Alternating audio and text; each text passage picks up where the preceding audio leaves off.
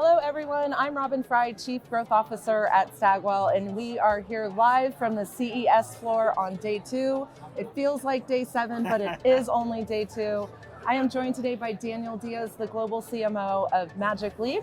I'm sure most of you are familiar with Magic Leap, but Daniel, I would love for you to start off just giving a quick overview of the company and telling me a little bit more about your role. Yeah, I'd be happy to. So Magic Leap is an augmented reality platform. So what that means is it's a device that allows you to continue to see your physical world, but integrate really meaningful, valuable content. So think about helping people do their jobs better. So helping a factory worker train on a new piece of machinery and do their job faster and more efficiently. Think about a surgeon planning out a surgery and looking at 3D images of the brain or wherever they're going to operate, and then using the device to overlay a surgical plan onto the body to guide them along during that surgery. Incredibly valuable technology that is all about merging our physical and digital worlds.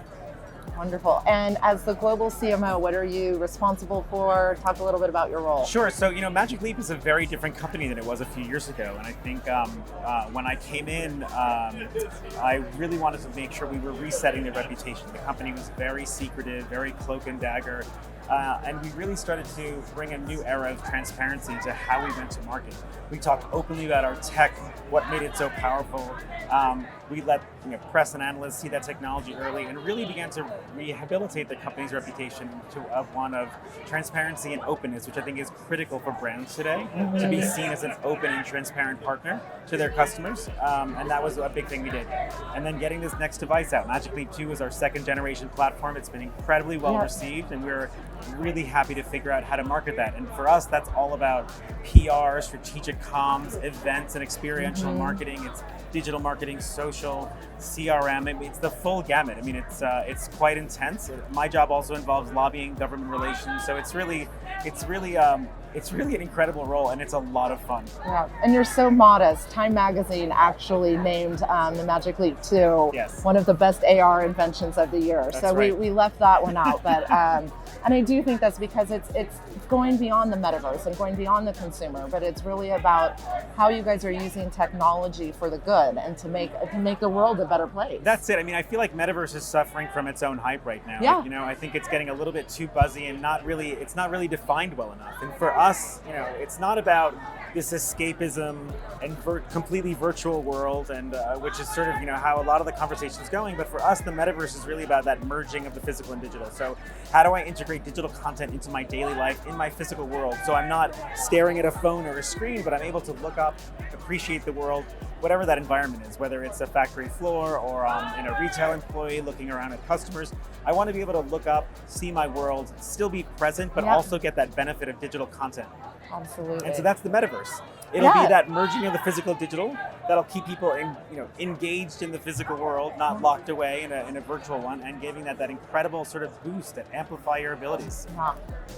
And obviously we're at CES. It's very loud here. There's a lot of movement, a lot of excitement. Like, what is one of your favorite trends at the show this year? Personally, I love to see all the automotive stuff going on. I think it's really fascinating. The automotive software and technology, self-driving car, battery technology, something really interesting. I think it's one of the biggest barriers to a lot of technologies moving forward is the ability to get much more powerful batteries in smaller form factors. I think it's going to be a critical part of AR, and devices like Magic Leap's moving forward as well, is making sure that we can get those batteries more powerful and smaller, so we can continue to shrink that form factor to where it's really appropriate for consumer use cases.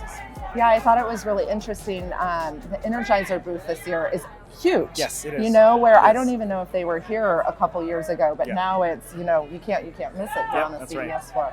Well, we're just about out of time. You're such a respected CMO, and I would just love your perspective. What is the one thing in 2023 that marketers can't ignore? I think they have to be really, really careful about data and transparency. I think that's a really big part of what is going to build brand trust, brand affinity in the years going forward. I think people now are really aware of just how much of their data is out there and how it's being used as we're targeted in different ways across different platforms. Devices like Magic Leap ingest a huge amount of data, and we are very, very careful to be very transparent about who controls that data. For us, it's all about the end user or the corporation who buys the device.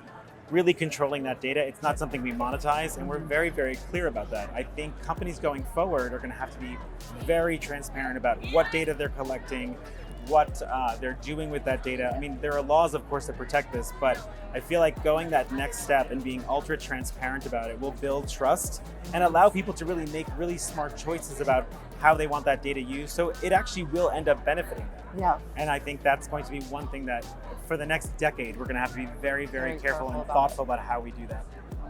Well, thank you so much for joining us today. Very happy to be such here. a pleasure. It's really good to see you again. I know, and congratulations on all the success. Thank you. I just love everything you're doing, and I think the industry is just so fortunate to have a wonderful company. So. Oh, thanks. Awesome. Thank you.